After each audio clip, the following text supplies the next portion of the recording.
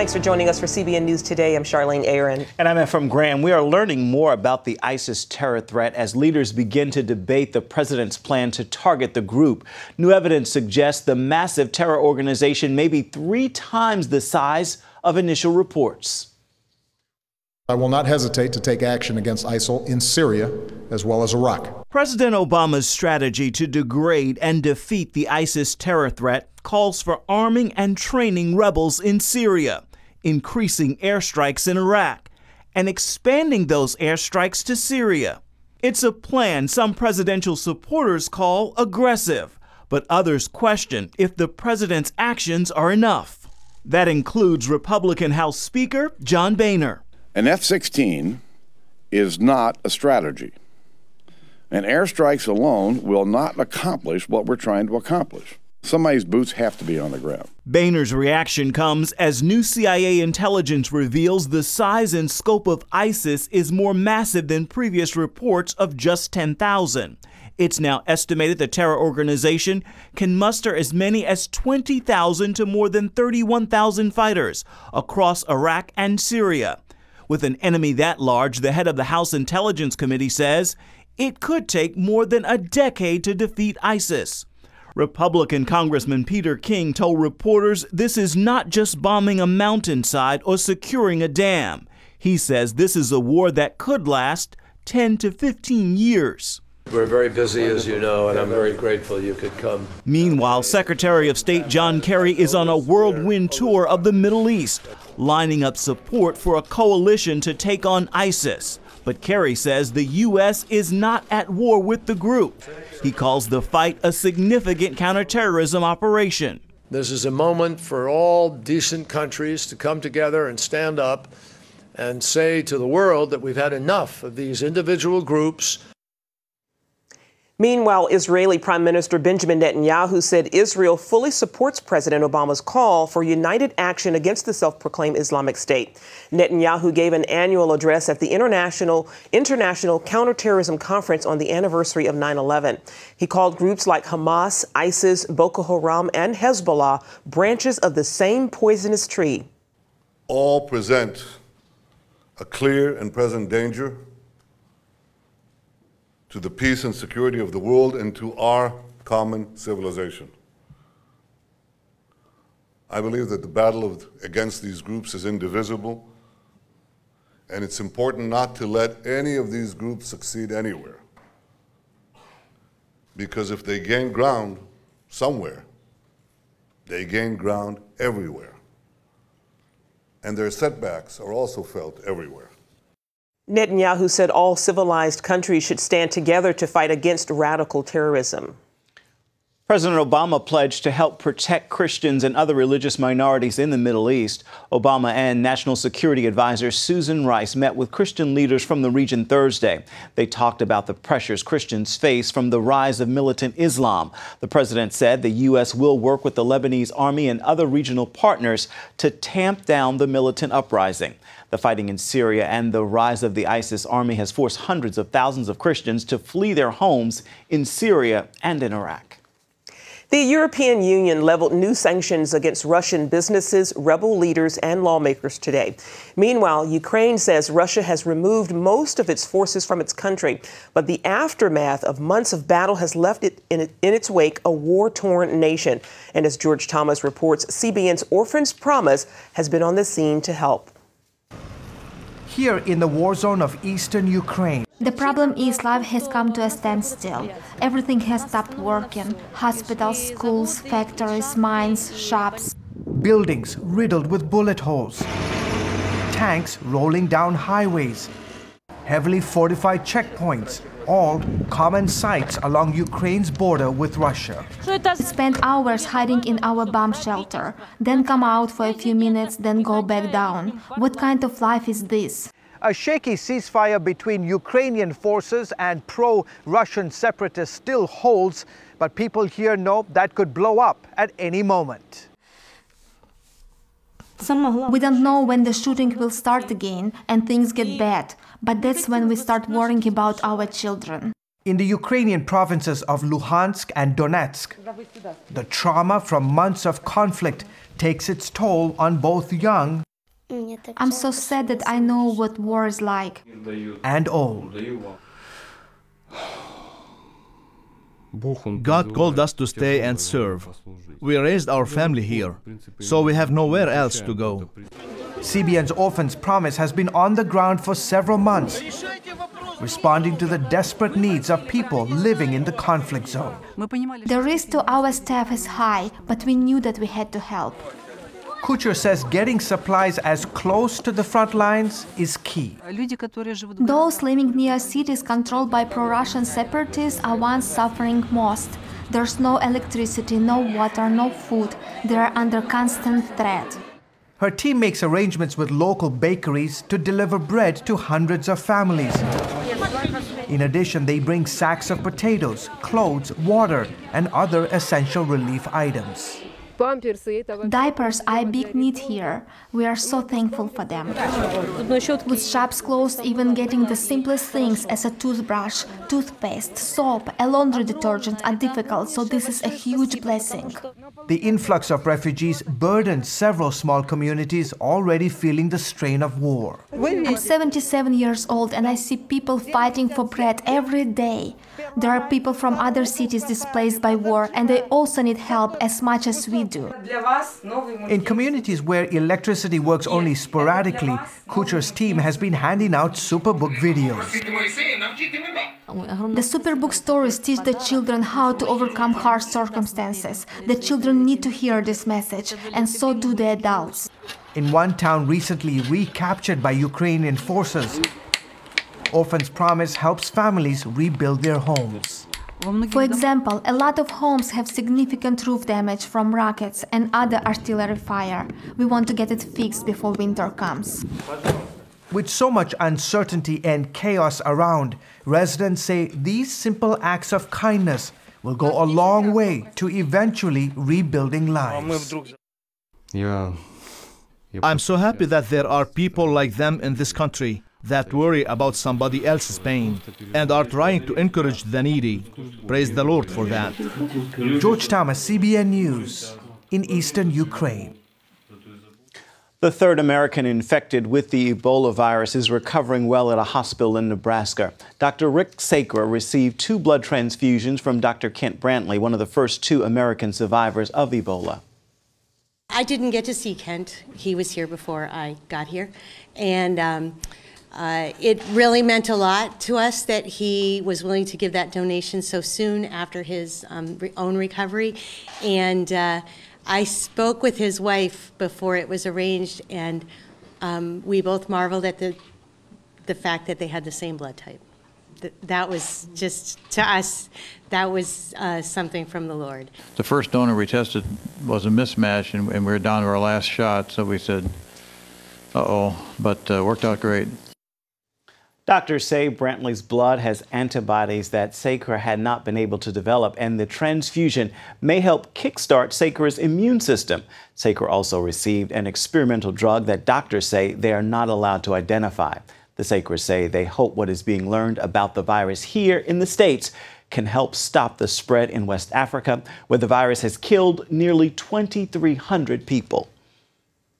Deportations of illegal immigrants are down 20% this year. That's the lowest number since 2007, according to a data analysis by the Associated Press. Immigration and Customs Enforcement sent home nearly 259,000 immigrants during the 2014 fiscal year.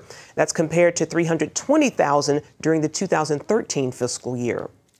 A federal appeals court upheld New Jersey's ban on therapy to help minors overcome same-sex attraction. The 3-judge panel ruled the state has an interest in regulating the speech of mental health professionals to protect the public good. It also ruled the law does not violate freedom of speech or religion.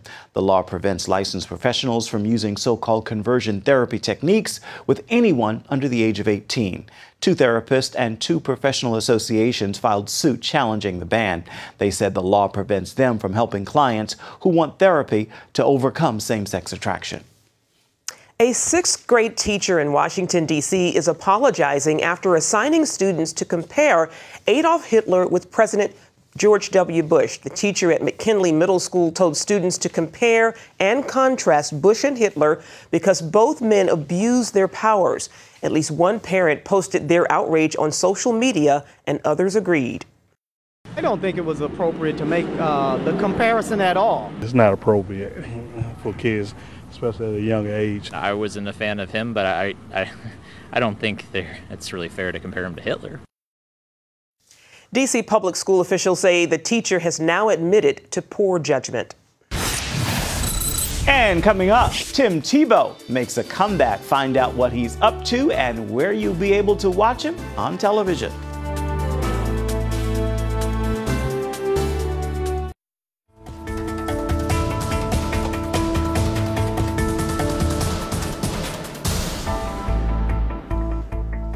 Former NFL quarterback Tim Tebow is joining Good Morning America. The Heisman Trophy winner led the Denver Broncos to the playoffs in 2012, and he briefly played for the New York Jets and New England Patriots. Since then, he has been working as a guest host and analyst with ESPN. Tebow, who has been very public about his Christian faith, will be part of a segment called Motivate Me Monday, which highlights individuals and their stories of triumph. He'll appear in studio and on live locations in towns across the country. The series premieres next week, September 15th. A Florida school district is redefining the role of chaplains in public schools. The move comes after the Freedom from Religion Foundation complained to the Orange County School District. The group says using pastors as chaplains amounts to illegal religious endorsement. Now the school district says chaplains have to be called life coaches and they can't read from scripture or pray with students. Pastors in the area are appalled, saying it's a way of removing Christianity from public life. Pastor Troy Schmidt is one of those pastors, and he joins us now by Skype. Pastor Schmidt, thanks for joining us. It's great to be here. Now, you served as a chaplain for the high school football team in the district. How long did you do that, and what was that experience like? I was doing it for about 6 years, and it was a great experience. It was great to connect with the kids. We were meeting them before the games. We would give them food. That came from our church that we would cook, came out of our own pockets. We would pray with them before the meal. We would then pray, give a short kind of an inspirational message. And then out on the field, we were there during the games, on the sidelines, encouraging the kids, and then praying after the game right there on the field. Did any students or parents ever complain? Nobody had complained. I was, in fact, with all kinds of people. I'm sure there were some atheists on there. I'm sure there were some kids with, a church background. But we also had Muslims on the team, and I knew the parents of those Muslims, and we got along great, and we never heard anything. Wow. What was your reaction with being replaced with a life coach? Well, what they said was they just wanted to change my name to a life coach, and what they wanted me to now do was to really sort of talk not from the Bible or to talk about God or to pray, but to give a more kind of a secular speech. And I couldn't really do that. So they've asked me to stay on, but I just said I couldn't do that part. And that term life coach to me, unless it means the way, the truth, and the life coach, I didn't want it. What message does this send? The fact that the school district made this decision because of the complaint from the Freedom from Religion Foundation. What message does this send? Well, you just see over and over again that the Freedom from Religion Foundation is trying to squeeze out whatever it can, any form of faith expression that occurs in our public school system. It could be before school, during school, and now we see it's after school. And so the message it's sending is, really that I feel, is there's no place for anyone of any faith to be in our schools, and they need to be quiet when they're there. Well, I understand that this has really sparked something of a revival at another high school. Tell us about that. Yeah, I went to an Apopka game, and they have something called Cover the Field, and it was an amazing response to it. They have a Facebook page, and when I went to the game, they poured out of the stands and went out on the field, and one of the students took a bullhorn and began to lead them in prayer, and he was saying, we're not going to let the Freedom from Religion Foundation stop us, and all of the parents and students were out there. There might have been 500-600, and every home game, that's what they're going to do. Now, sadly, during all that, the coaches have to stand off to the side about 20, 30 feet, and they cannot participate in the prayer. And I don't think that's fair for their right to be able to express their faith. You're absolutely right. Pastor Troy Schmidt, we'll keep our eye on this. Thank you so much for joining us. Thank you. Up next, it is on course to make some big waves at the box office. Why the sequel to Dolphin Tale is a great fit for families. Dolphin Tale made big waves at the box office in 2011, earning nearly $40 million in less than 2 weeks. Now, Winter's inspiring tale offers new hope with a sequel. It hits theaters today. Here's a behind-the-scenes look in this edition of Family Entertainment News. Millions have fallen in love with Winter. She's the dolphin with a prosthetic tail. She lost her own not long after Florida's Clearwater Marine Aquarium rescued her from a crab trap. Wait a minute, I'm seeing something. Charles Martin Smith brought Winter's story to the big screen and shined a light on what was then a struggling aquarium and animal hospital. We caught up with the film director on the set of Dolphin Tale 2. Did you anticipate the impact that the first film has had, on this community, on people as a whole? Did you anticipate the volume of response you've seen? Not at all, no. I thought we were making a really nice film, and I thought it would touch people, but I guess I didn't really understand quite how deeply. In the 3-year since its release, Dolphin Tale has gone from an inspiring film to a life-changing film. So much so that many could never imagine returning here to Clearwater to shoot a Dolphin Tale 2. I thought it was a joke, actually, when they said we want to do a sequel. I'm saying, well, that's impossible. What could you possibly tell? Like, what story is there to tell? They sent me the script. I'm like, Charles Martin Smith, the evil genius. He's done it again, and he really did. That's them. This story follows the drama of rescuing another ailing dolphin. Hey, guys. She's stiffening up. Might not make it. We gotta get her in the water fast. Dad, she's so little. Treating that little dolphin. Now all we can do is hope. And then pairing Hope with Winter, who's suffering some growing pains of her own. Surely she's outgrown the last tail by now. Yeah. Morgan Freeman is back in the role of the doctor who builds Winter's prosthetic tail. Did you ever come out? Not much, not since Panama died. It's hard to even coax her out to eat. You ever try bacon? For your character, I have to say, I thought of you as sort of the wisdom character, but also the wise guy. How much of that is Morgan Freeman versus acting? Most of the wise guy part. I'm like old enough to claim some wisdom, but I'm not sure about that. Wise guy, yeah. What are you doing? This has gone on long enough. You are gonna be in so much trouble. The children in Dolphin Tale 2 are also wiser and more mature. I'm not a swimmer, but my favorite scenes in the movie are you two in the water with the dolphins. Tell me, what is that like to swim with them?